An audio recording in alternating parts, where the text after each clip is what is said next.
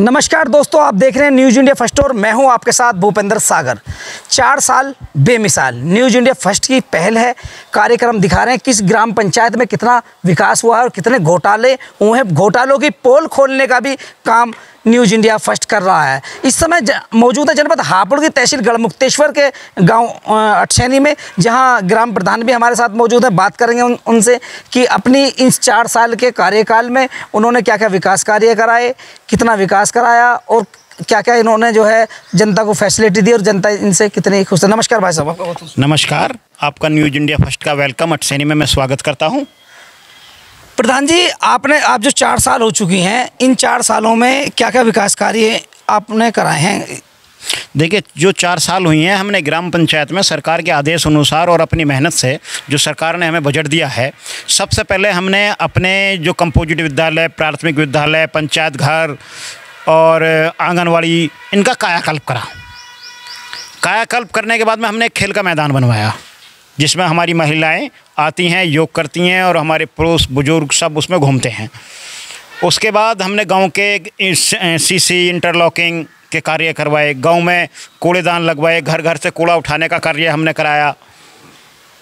और अभी हम 2024-25 में मेरे गांव को मुख्यमंत्री प्रोत्साहित अवार्ड मिला, जिसकी 35 लाख रुपए का अवार्ड होता है।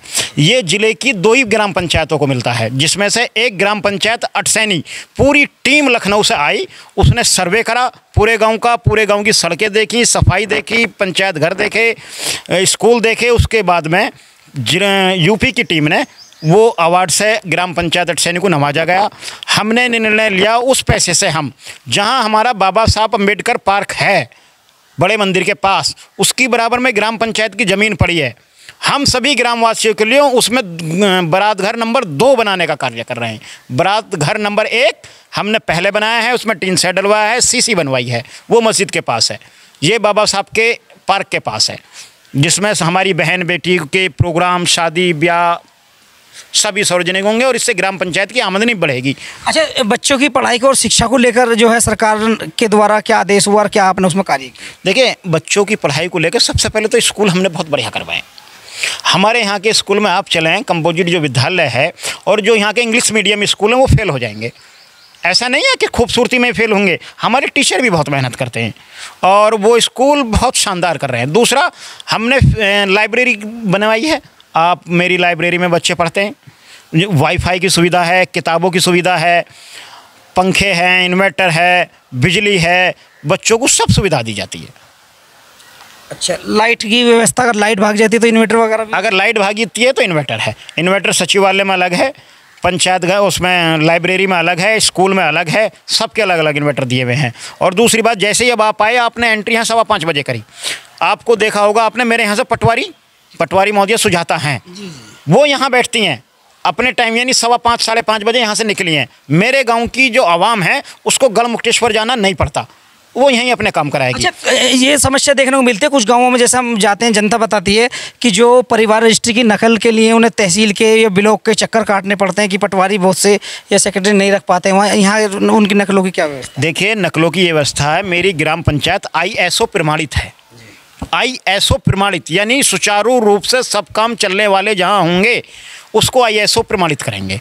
मेरे नकल, परिवार रजिस्टर की नकल, जन्म, मृत्यु, जो मेरा पंचायत सहायक सचिव है, वो सब यहाँ बैठेंगे और सबके रूम अलग अलग दिए गए हैं। अच्छा, हाँ, उनको गढ़ जाने की आवश्यकता नहीं होगी, सब यहीं होगा। अच्छा, सफाई की क्या व्यवस्था है? कितने सफाई कर्मचारी सरकार की तरफ से हैं और कितने अपनी तरफ से आपने जो है ग्रामीणों को जो है साफ़ सफाई जो होनी है उसके लिए लगा रखें? देखिए, सरकार की तरफ से जो सफाई कर्मी हैं मेरे गांव में, पिछले 3 साल से कोई सफाई कर्मी एक भी सरकारी है नहीं। लेकिन मैंने 4 सफाई कर्मी, जिनका मानदेय सरकारी देती है, मेरे घर से नहीं जाता, पर प्राइवेट रख रखे हैं। वो पूरी कोशिश और मेहनत करते हैं कि हाँ, हम एक रास्ते पे 8 दिन में नंबर आ जाए। लेकिन बड़ी ग्राम पंचायत है, 30,000 की आबादी है, तो सफाई की पूरी कोशिश करते हैं। यहाँ कहीं जल भराव नहीं है, कोई वो नहीं, लेकिन नालियों में कूड़ा हुआ तो हल्का फुल्का पानी, जिस पे हम काम कर रहे हैं घर घर कूड़ा उठाने का, और भी इसमें हम अच्छा काम करेंगे। और कहीं कोई रोड ऐसा भी टूटा हुआ है कि जैसे 4 साल अब बीत गई हैं, किसी वजह से आप नहीं बनवा पाए और अब जो कोई योजना आएगी तो उस योजना में कोई अगर आपकी नज़रों में रोड टूटा हुआ है तो उसे भी बनवाने का कार्य किया जाएगा? एक रोड नहीं, अनेक रोड हैं। उसकी वजह है ग्राम पंचायत का जो बजट है उसको पिछली पंचायत के हिसाब से इस बार कम कर दिया गया, और काफ़ी कम कर दिया गया।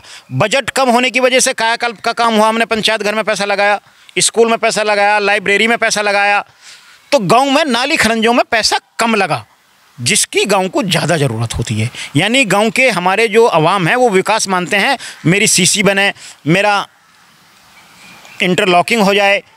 क्यों? यहाँ तो वो जब आते हैं गांव के कुछ आदमियों को अपनी आय जाती या कार्य होगा तो कम लोग आते हैं, देख के कहते हैं हाँ भाई बढ़िया हुआ, लेकिन कुछ खरंजे हैं बजट आएगा तो उनको पूरा कराया जाएगा। अच्छा, किसी वजह से अगर ये कार्य जो पूरा नहीं भी हो पाया या कुछ अगर चीज़ें रह गई तो आगे अगर तुम्हें मौका मिला, अगर अगले चुनाव हुए और किसी तरह से जो है आपको मौका दिया जनता ने, जीत कर फिर दोबारा अगर प्रधान बनाया, तो फिर उन कमियों को आप सब पूरा करने को? देखिए, मैं जनता का एहसानमंद हूँ।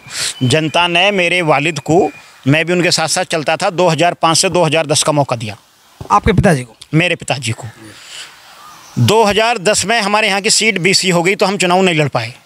2015 वाला चुनाव में हार गया। 2021 में जनता ने दोबारा मौका दिया, यानी लंबा समय नहीं लगा।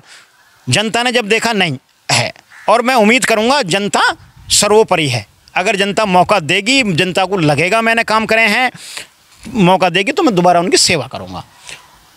हार हो या जीत, लेकिन जनता के बीच में रहूँगा और सेवा रेगुलर करता रहूँगा, क्योंकि मेरे खून में सेवा है। ये नहीं है कि मैं प्रधान बन के ही सेवा करूँगा।